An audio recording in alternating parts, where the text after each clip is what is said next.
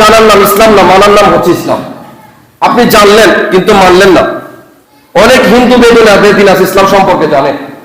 এই যে আবু লাহাব, ইসলামের সবচেয়ে জঘন্যতম কাফের, সে কি জানতো না আমার নবী নবুয়ত পেয়েছেন?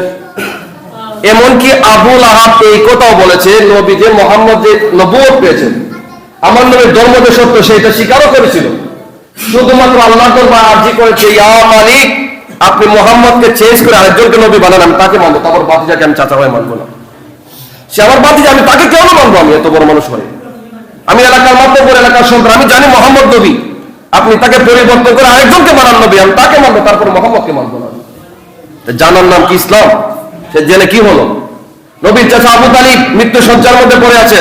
আমার নবী ডাক দিয়া বললেন, চাচা একবার কালিমা পড়ে দাও, আমি নবী ওয়াদা করলাম আপনি চাচা ছাড়া আমি জান্নাতে যাব না। আবু তালিব ডাক দিয়া বলল, মুহাম্মদ, আমি জানি তোমার ধর্ম সত্য, তুমি নবী হয়েছো, এটাও সত্য, কিন্তু কালিমা পড়বো না। কালিমা পড়লে মানুষ আমাকে গালি দিবে যে বাপ দাদা ধর্মের মধ্যে চুন কালি লাগিয়েছে, এই জন্য আমি কালিমা পড়বো না। আমার নবী দুইটা চোখের পানি ফেলে ডাক দিয়া বলল, চাচা কালিমা পড়া লাগবে না, আপনি শুধু আমার সাথে দুইটা টুট লড়াবেন, আমি নবী ওয়াদা করলাম একসাথে জান্নাতে থাকবো।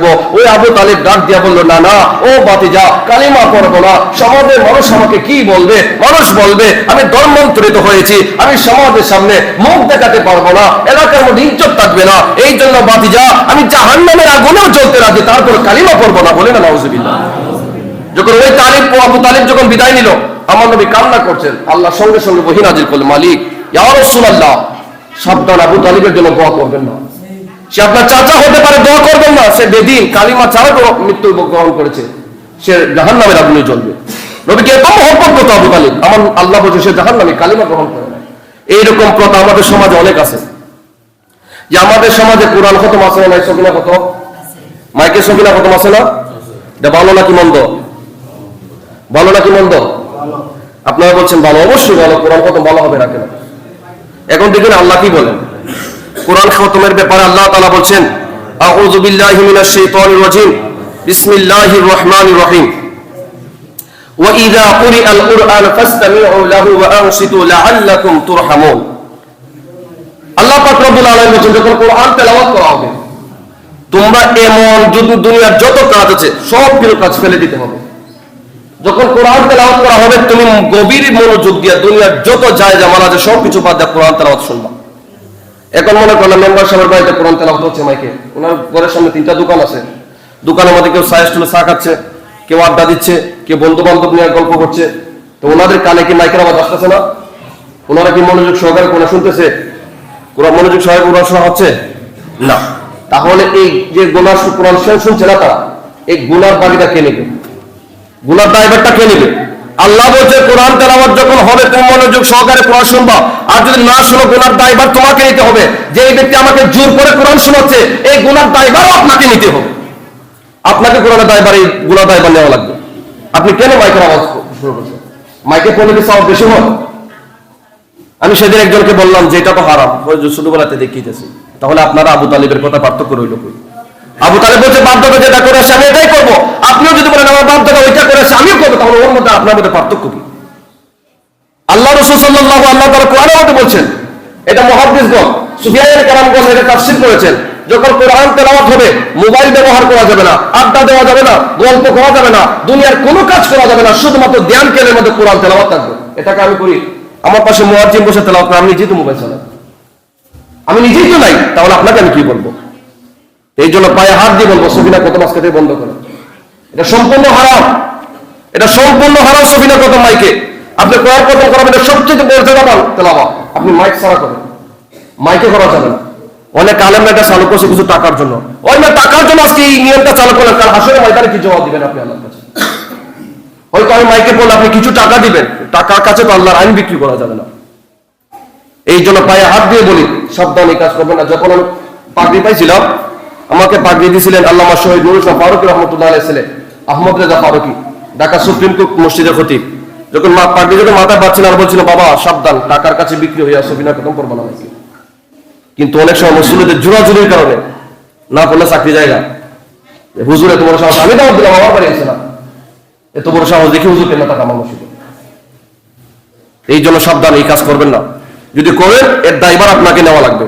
এই যে বিয়ে বাড়ির মধ্যে গায়ে হলুদের মধ্যে গান বাজনা হয় না, মনে করেন পাশের বাড়িতে একটা বিয়ে বাড়ির গান বাজনা হইলো, আমি গান শুনি না, আপনার বক্সের আওয়াজে, গানের আওয়াজে আমাকে গান শুনতে বাধ্য করছে, আমি তো কানের মধ্যে তুলা দিতে পারবো না, আপনার গানের আওয়াজ আমার কানে আসবে না? আমার মুরব্বী গান শুনেন না, আপনি তাকে গান শুনতে বাধ্য করছেন, এতএব গান শোনার কারণে যে গুনাহ হবে এই গুনাহটা এবার আপনাকে নেওয়া হবে।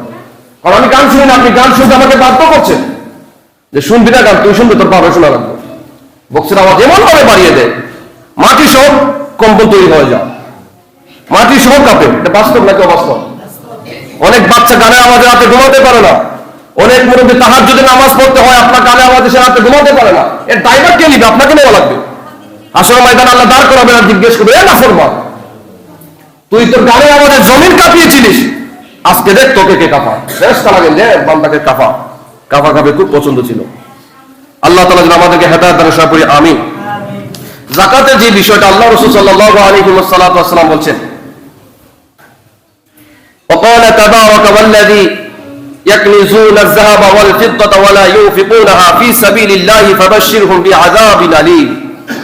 আল্লাহ তাআলা ইরশাদ করেছেন, যারা টাকা পয়সা সঞ্চয় করে, যে টাকা পয়সা সঞ্চয় করবো, যাকাত দিব না, গরিবদেরকে দিব না আমি, আল্লাহ রাসূল সাল্লাল্লাহু আলাইহি ওয়াসাল্লামকে আমার আল্লাহ তাআলা ডাক দিয়ে বলেন, ইয়া রাসূলুল্লাহ, আপনি তাদেরকে জানায় দেন, তারা যেই পরিমাণ টাকাগুলো সঞ্চয় করেছে, ওই টাকাগুলো হাসরের ময়দানে আল্লাহ তাআলা বিষাক্ত সাপে রূপান্তরিত করবেন, আর বলবে ফেরেশতাদেরকে, ওই সাপগুলো বান্দার গলার মধ্যে পেঁচিয়ে দাও।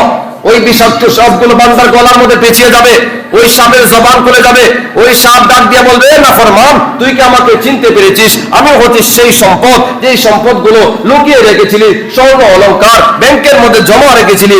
ওই সাপগুলো বলবে, আমি তোর ওই সম্পদ, যেই সম্পদের উপর গরিবের হক ছিল, গরিবের অধিকার ছিল, তুই সেই টাকা দেশ নাই, গরিবের উপর জুলুম করেছিলি, ওই সম্পদগুলো আজকে সাপের রূপান্তরিত হতে হয়েছে। আল্লাহ ডাক দিয়ে ওই সাপগুলোকে বলবেন, ও সাপ, ওই বান্দার মাথার মধ্যে আঘাত করতে থাকো, ওই বান্দার মাথার মধ্যে আঘাত করবে, ওই বান্দার যন্ত্রণা চিৎকার করতে রাখবে, আর বলবে, মালিক একবার শুকর দাও, একবার সুযোগ দাও, আমার ওই সম্পদগুলো দুনিয়ার কাজের মধ্যে বিলিয়ে দিব, সব দান গরিবদেরকে দিয়ে দিব। আল্লাহ বলেন, না না, আমি তোকে সুযোগ দিয়েছিলাম, আমি না বলছিলাম ও মাকারু ও মাকারাল্লাহ ওয়াল্লাহু খায়রুল মাকিরিন, আমি না বলছিলাম বান্দা সুযোগ একবার, আমি আল্লাহ তোকে যখন পাকড়াও করব, বাঁচার মতো রাস্তা নাই, তোকে আমি সম্পদ দিয়েছিলাম, ওই সম্পদ থেকে গরিবদেরকে দেওয়ার জন্য, মুসলিমদেরকে দেওয়ার জন্য, কিন্তু দেশ নাই, ব্যাংক ব্যালেন্স করেছিস, গাড়ি কিনেছিস, টাকা কিনেছিস, নারী নিয়ে ফুর্তি করেছিস, ও বান্দা এবার যাবে কোথায়? আল্লাহ ডাক দিয়ে বলবেন, ওই নাফরমানকে জাহান্নামের সবচেয়ে কঠিনতম শাস্তির মধ্যে নিক্ষেপ করবো, বলে না নাউজুবিল্লাহ। এই জন্য সম্পদ নিয়ে অনেকে তো টাকা পয়সা নিয়ে অনেকে হজ করতে যায়, যায় না, উমরা করতে যায়। মুহাদ্দিসগণ, তোমার পাশে গরিব ব্যক্তি দান ভাত খেতে পারে না, পোশাক পরতে পারে না, তোমার উমরার চেয়ে এটা গুরুত্বপূর্ণ। তুমি উমরা না করে গরিবদেরকে দাও, তুমি মুসলিমদেরকে দাও। আজকে আপনি 4 রকম 5 রকম তরকারি ছাড়া ভাত খেতে পারেন না, অথচ আপনার প্রতিবেশী আলু ভর্তা, ডাল, পানি দিয়ে ইফতার করা লাগে। একটা সানার বুট কেনার মতো সামর্থ্য নাই, এরকম এলাকার মধ্যে আসে না, নাই জানি না, থাকতে পারে কিনা, তবে আশা করি আসে, কারণ সবাই তো আর এক পজিশনে না। তাহলে এদের দায়িত্ব তো দেখা আপনার, আপনাকে যেহেতু আল্লাহ সম্পদ দিয়েছেন, এটা দেখার দায়িত্ব আপনার, যে আমি আজকে রান্না করলাম গরুর গোশত, মুরগির গোশত, আমার প্রতিবেশী মাছ পর্যন্ত কিনতে পারছে না, আমি একটু সাহায্য করি না, কি হয়েছে? আপনি আপনার সন্তানের জন্য 4000-5000 টাকা দিয়ে মার্কেট করলেন, অথচ আপনার ভাইয়ের ঘরের সন্তান, সে ঈদের জামা কি কিনবে, ঈদের বাজার করার মতো সামর্থ্য তার নাই। তো এগুলো দেখার দায়িত্ব কার? এগুলো আল্লাহ তাআলা এই জন্য সম্পদ দিয়েছেন, তুমি দেখবা, এগুলো দেখার দায়িত্ব তোমার, এই জন্য তোমাকে সম্পদ দিয়েছি। যদি না দেখার দায়িত্ব হতো তাহলে সবাইকে এক সমান সম্পদ দিতাম। এই জন্য ধনী গরিব বানিয়েছি, ধনী দেখবে গরিবকে, এই জন্য আমি আল্লাহ তাআলা ধনী গরিব বানিয়েছি, এই জন্য আমি আল্লাহ তাআলা পার্থক্য তৈরি করেছি। আল্লাহ পাক রব্বুল আলামিন আমাদেরকে হেদায়েত দান করুন, আমিন। আমাদের মধ্যে আরেকটা ট্রেডিশন চালু হয়েছে, কাউকে যখন 100 টাকা দেয় 10 জনে মিলে সেলফি তোলে, 10 জনে মিলে ছবি তোলে, অমুক নেতা দিয়েছেন, ফেসবুকে দেওয়া যায়, এটা করো। কেউ গরিব হয়েছে, তার কি আত্মমর্যাদা নয়? তার কি সম্মান নয়? করোনার সময় দেখেছিলাম হবিগঞ্জে এক নেতা এক মহিলাকে মাস্ক দিচ্ছে, একটা মাস্কের দাম কত? 5 টাকা, 5 টাকাতে 2টা পাওয়া যেত। এই মাস্কের 10 জন মিলে ছবি তুলছে আর ফেসবুকে পোস্ট করছে, নেতায় মানব সেবা করতেছে। 5 টাকায় একটা মাস্ক দিনে তুমি 10টা ছবি উঠে ফেসবুকে বলে সাল্লাহ, তার কি মান ইজ্জত বা আত্মমর্যাদা বোধ নয়? এর জবাব কে দিবে? আপনি দান করবেন, আল্লাহ রাসূল সাল্লাল্লাহু আলাইহি ওয়াসাল্লাম বলবেন দান এমন ভাবে করো, ডান হাত দিয়ে দান করো, বাম হাত দিয়ে ওটা না পায়, এমন ভাবে দান করো তুমি। হিমসের গভর্নর সাঈদ ইবনে আমর রাদিয়াল্লাহু তাআলা আনহুকে হযরত খলিফাতুল মুসলিমিন আমিরুল মুমিনিন 1000 দিনার মুদ্রা খুশি হয়ে দিয়েছিলেন। সাঈদ বিন আমর ঘরের মধ্যে কান্না করছেন, বিবি ডাক দিয়া বলল, ও স্বামী, ঘরের মধ্যে এমন করে কেন কান্না করছো? সাঈদ ইবনে আমর ডাক দিয়া বলল, আমার ঘরের মধ্যে দুনিয়া ঢুকে গিয়েছে, আমার ঘরে কাজের লোক নাই, টাকা নাই, গাড়ি পয়সা কোনো কিছু নাই, কিন্তু হযরত ওমর আমাকে 1000 দিনার মুদ্রা দিয়েছেন। ও বিবি, ওই টাকা কি করব? ওই বিবি ডাক দিয়া বলল, ও স্বামী আমার, এই টাকাটা গরিবদের মধ্যে বিলিয়ে দাও। সাঈদ ইবনে আমর ডাক দিয়া বললেন, তাহলে আগামী কালকে গরিবদেরকে ডাক দিয়ে ওই টাকাগুলো পরিশোধ করে দিব।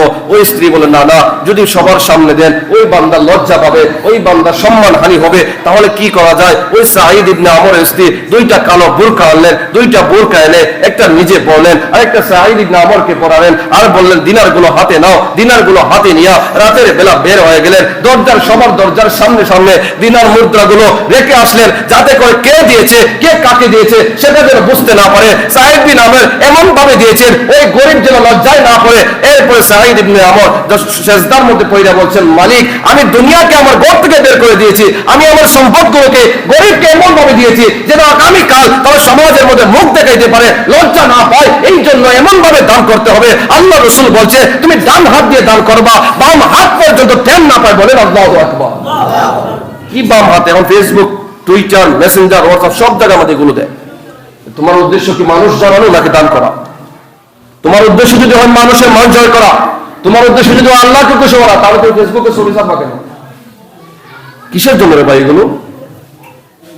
আমার উদ্দেশ্য যদি হয় আল্লাহকে খুশি করার জন্য, ফেসবুকের মধ্যে পোস্ট করে যে গরু আনছে 1 লাখ টাকা দিয়া, কিরে ভাই ফেসবুকে কেন? আপনি না কুরবানি দিবেন আল্লাহর জন্য? ইন্না সলাতি ওয়া নুসুকি ওয়া মাহইয়ায়া ওয়া মামাতি লিল্লাহি রাব্বিল আলামিন। আল্লাহ বলছে তোমার হায়াত, তোমার মওত, তোমার দান, তোমার সাদকা, তোমার নামাজ, তোমার রোজা, তোমার সবকিছু মাহইয়া ওয়া মামাতি লিল্লাহি রাব্বিল আলামিন, সবকিছু আল্লাহর জন্য। যদি আল্লাহর জন্য হয় তাহলে দুল পিটাইয়া সমাজের সামনে কেন? বাজারে গিয়ে বলো, আরে আমার গরুর মধ্যে মন গুস্ত হয়েছে, আমার গরু আমি 3 লক্ষ টাকা দিয়ে কিনেছি। এই প্রশংসা কিসের জন্য? যদি উদ্দেশ্য মালিককে খুশি করার জন্য হয়, তাকে উদ্দেশ্য কাকে খুশি করা, তাহলে মানুষকে কেন জানা? অনেকে তো গরু কিনে আনার সময় ডুল পাটি বাড়া করে, নাচতে নাচতে আসে, ফেসবুকে টিকটক বাড়া, ফেসবুকে রিলস বাড়া, কন্টেন্ট তৈরি করে। আল্লাহ পাক রব্বুল আলামিন তাদের থেকে আমাদেরকে হেদায়েত দান ঘোষণা করে। আমি একটু দরুদ শরীফ পড়ি। সালাতুন ইয়া রাসূল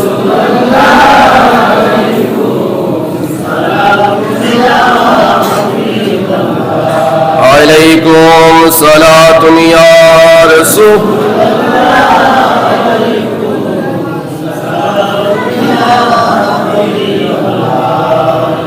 এক আল্লাহর ওলির জীবনে পড়েছিলাম, এক বান্দা, খুব অসহায় বান্দা, গরিব বান্দা, ওই বান্দা সেহরি খাইলো, রোজা রাখছে, সকালবেলা সন্ধ্যার সময় ইফতার করবে। ওই বান্দা যখন ঘরের মধ্যে গেল, ওই তার বিবি ডাক দিয়া বলল, ও স্বামী আমার, আজকে আমরা সেহরি খেয়েছি, সন্ধ্যার সময় ইফতার করব, সেহরি খেয়েছি পানি দিয়া, কিন্তু ইফতার কেমন করে করব? ঘরের মধ্যে ইফতার করার মতো কোনো কিছু নাই, আমরা না হয় পানি দিয়ে ইফতার করব, কিন্তু আমাদের যে 2টা বাচ্চা আছে, ওই 2 বাচ্চার সামনে কি দিব? দেওয়ার মতো কিছু নাই। ও স্বামী আমার, বাজার থেকে কিছু কিনে আনো, যাতে করে সন্তানের সামনে ইফতার গুলো দিতে পারি। পানি দিয়ে ইফতার করা যায় না, আমরা যদিও পানি দিয়ে ইফতার করি, সন্তানের সামনে কি দিব? ওই স্বামী চিন্তা করলো, আমার হাতে 1 টাকা নাই, আমি বাজারে গিয়ে কি করব? ওই চিন্তা করে একজন বান্দার কাছে গেল, গ্রামের প্রভাবশালী বান্দা, টাকা পয়সা অভাব নাই। ওই বান্দার কাছে গিয়ে বলল, ও ভাই, আমার ঘরে ইফতার করার মতো কোনো টাকা নাই, আটা নাই, রুটি নাই, আপনি মেহেরবানি করে কিছু টাকা দেন না, আমি আপনার কাজ করে পরিশোধ করে দিব।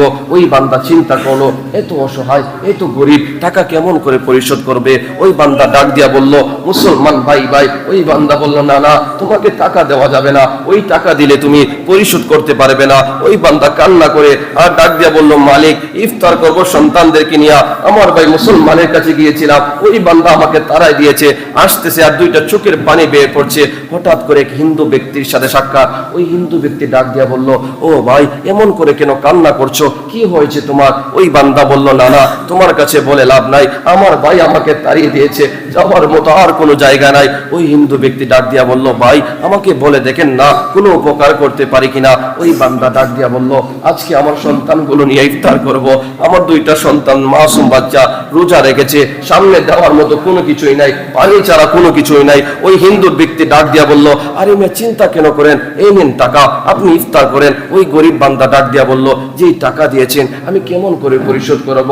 ওই হিন্দু ব্যক্তি ডাক দিয়া বলল, ভাই আপনি ইফতার করেন, আমি জানি ধর্মের কি মূল্য, যদিও আমি আপনার ধর্মের না, কিন্তু রোজা কাকে বলে, ইফতার কাকে বলে আমি জানি, এই নেন টাকা, আপনি ইফতার করেন। ওই গরিব বান্দা বলল, হাই হাই, এই টাকা কেমন করে পরিশোধ করব? ওই হিন্দু ব্যক্তি ডাক দিয়া বলল, ও ভাই যদি পারেন দিয়েন, নতুবা দেওয়া লাগবে না। এরকম মানবিক মানুষ আছে আমার মধ্যে, যে ভাই যদি পারেন দিয়েন, নতুবা লাগবে না। অসহায় দেখলে মানুষের ভিতরে একটা মায়া কাজ করে। তো ওই হিন্দু ব্যক্তির টাকা পেয়ে সমাজের মধ্যে, বাজারের মধ্যে গিয়া ওই বান্দা ইফতার কিনে আনলো। পরের দিন যখন ওই বান্দা বাজারে যাচ্ছে নামাজ পড়ার জন্য, তাকায় দেখে হিন্দু ব্যক্তি মসজিদে ঢুকে। ওই বান্দা ডাক দিয়া বলল, হাই হাই, হিন্দু মানুষ মসজিদে কি করে? ডাক দিয়া বলল, ও ভাই আপনি কি আমাকে চিনতে পেরেছেন? ওই ব্যক্তি বলল, হা হা, গতকালকেই তো তোমার সাথে সাক্ষাৎ হয়েছে। ওই ব্যক্তি ডাক দিয়া বলল, আমি তো জানি আপনি হিন্দু মানুষ, মসজিদে কি করেন? ওই ব্যক্তি ডাক দিয়া বলল, আমি যখন আপনাকে সাহায্য করেছিলাম ইফতার কেনার জন্য, যখন টাকা দিয়েছিলাম, আমার মনের মধ্যে একটা মায়া কাজ করছিল। যখন রাতের বেলা যখন ঘুমাইছি, ঘুমের মধ্যে তাকাই দেখি নূরের একটা মানুষ আমার ঘরে এসে হাজির হয়ে গেছে। আমি জিজ্ঞেস করলাম, আপনার পরিচয় কি? ওই ব্যক্তি ডাক দিয়ে বলে, আমি কামলি মাওলানা নবী, তুমি আমার উম্মতকে সকালবেলা সাহায্য করেছিলা, আমি কামলি মাওলানা নবী খুশি হয়ে গিয়েছি। ও ব্যক্তি এখনো সময় আছে, দাঁড়াও, আমার সাথে কালিমা পড়ে তুমি মুসলমান হয়ে যাও। বলি না সুবহানাল্লাহ।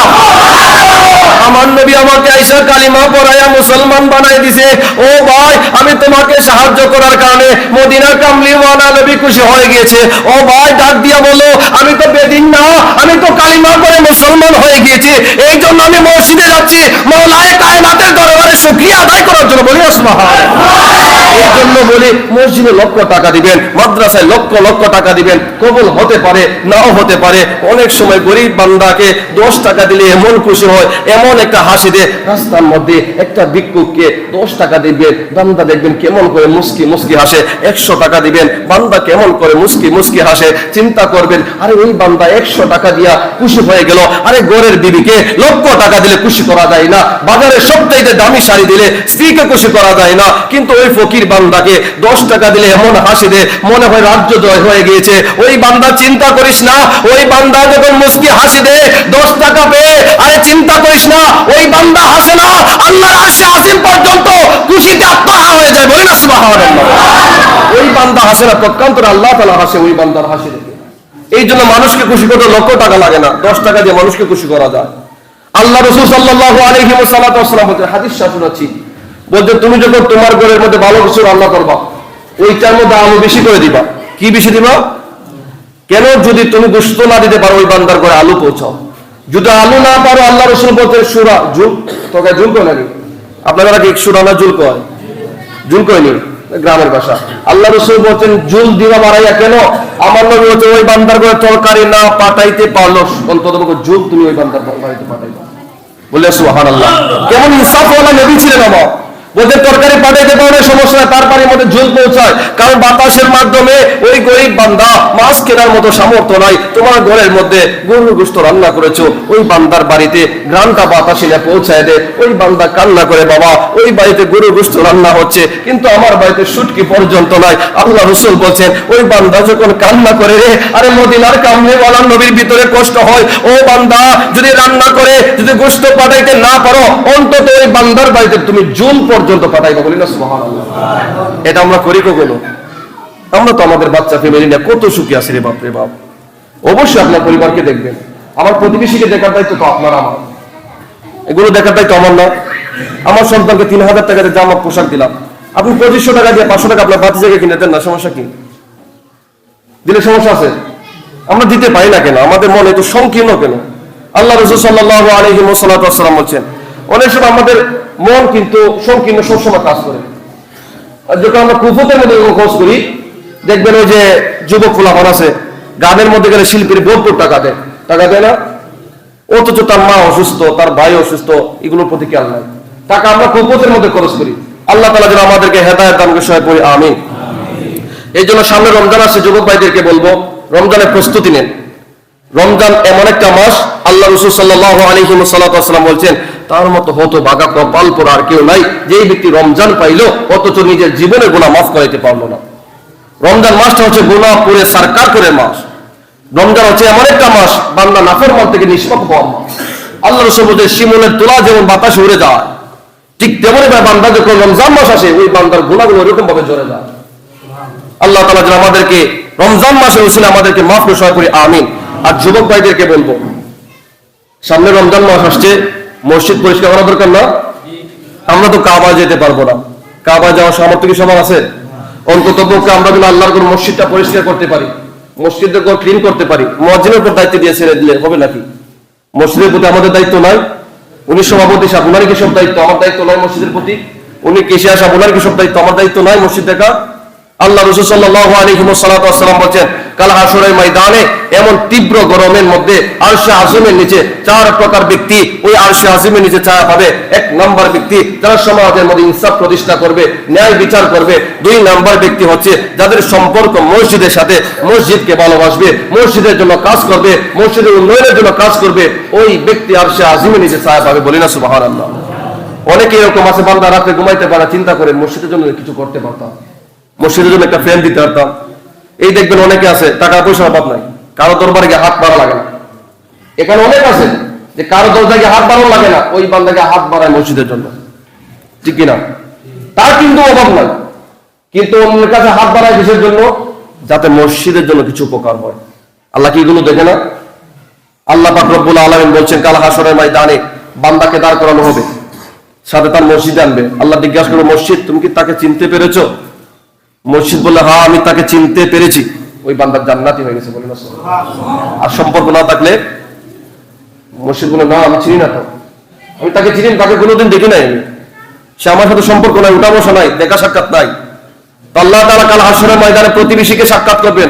আমাদের প্রতিবেশীকে আল্লাহর কোন মসজিদ, যারা দূরে আছেন কিন্তু মসজিদের প্রতি দায়িত্ব, মসজিদের সম্পর্ক যারা কাছে আছে তাদের সম্পর্ক বেশি, কাল হাশরের ময়দানে তাদেরকে জিজ্ঞাসা করা হবে মসজিদ সম্পর্কে।